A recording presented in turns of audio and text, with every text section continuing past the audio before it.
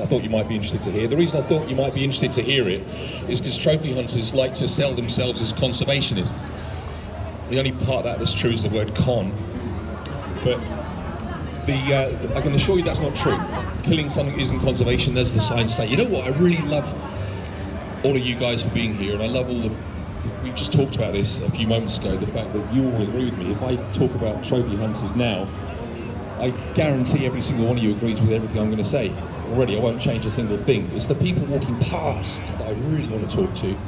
Yeah, you. I wish they'd stop and listen to us. I've been paying attention to their reactions as they walk past. It's kind of interesting. There's some giggling and smirking and whatever. I mean, it's fine, but if they stop and listen, you'd like to think that they would agree with us too, right? That trophy hunting is absolutely pointless, it's disgusting, it's barbaric, and it's just carried out by psychopaths. I said I wouldn't go for one, and I'm not going to. But the thing is, 86% of the British public, I think it's 86%, in fact, Emily, you can confirm if I'm wrong on that, 80% of the British public, is against fox hunting. 80%. I bet more than that is against trophy hunting. You know, there's a weird 20% agree with fox hunting, but I bet that very few people agree with trophy hunting, which, for people who don't know, is literally going out for, in inverted commas, sport and killing an animal, maybe to hang a head on your wall, which is the trophy part of it. It's disgusting, it's sick, it's carried out by bloodthirsty psychopaths. I'm going to prove that to you in just a few minutes with some, just reading some stuff. But I want you to know that I'm going to leave you with some hope. I want to leave you with some good news. But these things are often about bad news, aren't they? And the darkness and all that we're going to have to talk about. We need to know the enemy to address the problem. But I want to tell you that I went to an event in December with the Born Free Foundation called Beyond Trophy Hunting.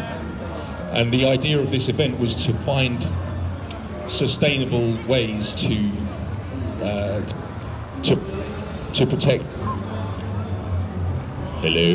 protect animals and nature and the environment, and to support the people in the local communities around those habitats.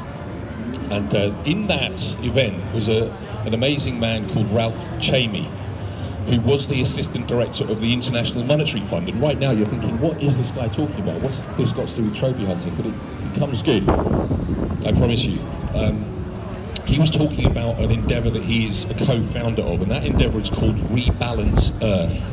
And I'm going to talk to you about what that is in just a few moments. But we'll end with the good news. I want to give you the darkness. I wanted to read something to you that comes directly from the mouths of hunters. This happened because you guys are all familiar with Eduardo Gonçalves, who's the founder of the campaign to ban trophy hunting. I am wearing their t-shirt under here, but I'm just way too cold to take my jacket off, because I'm a wuss.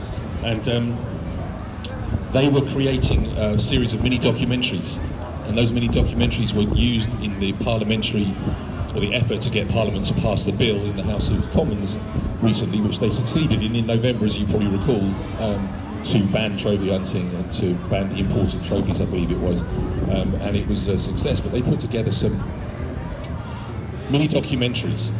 Peter Egan lent his voice to the narration, and they asked me if I would put my voice to the trophy hunters. And Eduardo's email to me came with an apology saying, this is pretty gross, this is pretty dark, you're not going to like what you read, but we need someone to put a voice to these hunters. And this came about because Eduardo successfully infiltrated the British trophy hunting community and interviewed some of them, and they were under the impression that he was a hunter. So they just spoke to him very, very openly and very, very frankly. And I'm going to tell you some of the examples of what I had to say in the voiceover, just to give you a clear understanding of why trophy hunting is not about conservation for the hunters. Let me give you a couple of highlights. This is literally quotes from trophy hunters. Nothing else can bring out the senses in you and make your blood run through your veins. Did you ever get up feeling you just had to kill something? That is a quote from a trophy hunter. That's not conservation. Another one. I remember the sounds, the smells, and feel of the adrenaline rush as you track and scrutinise the ivory. Nothing else in life is more satisfying than an elephant hunt. I'm not going to read any more because it's disgusting, it's dark.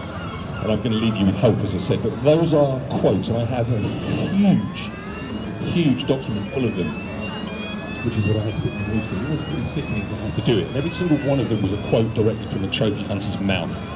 So please don't ever fall for the con, the trophy hunting community, that the Safari Club International and so on will have you believe, which is that trophy hunting somehow contributes to conservation. It is not about that, it's about killing. That's all it's about for them. They're bloodthirsty psychopaths. Good news is that along with the likes of Eduardo in the campaign to ban trophy hunting and this wonderful event, RAF, thank you guys again all for coming out, and for the folks all over the world doing this in the other locations. As well as all of that, there's endeavours like Rebalance Earth. Anyone listening to this, visit rebalance.earth is the website to check it out. This will give you so much hope. Ralph Chamey, who was the Assistant Director of the International Monetary Fund, is one of the co-founders of Rebalance Earth.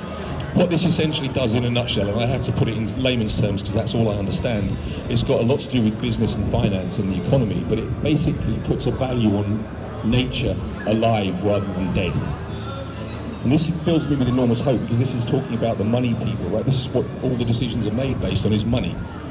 Well, now suddenly we've got a money man, a guy who speaks the financial language, who has co-founded an organisation which has found a way, very, very authentically, they've found a way of putting a value on living, healthy ecosystems and everything within those ecosystems, which includes megafauna, which includes all the things that are hunted. And all in a nutshell, what it basically comes down to is that a living elephant contributes to an ecosystem, just like an apex predator does. And if you start to take those predators and those megafauna out of the environment, in fact, if you take any element of it out, there's damage done. And that environment, that forest, for example, isn't so capable of sequestering carbon from the atmosphere. And of course, that's where the climate and nature crisis comes from.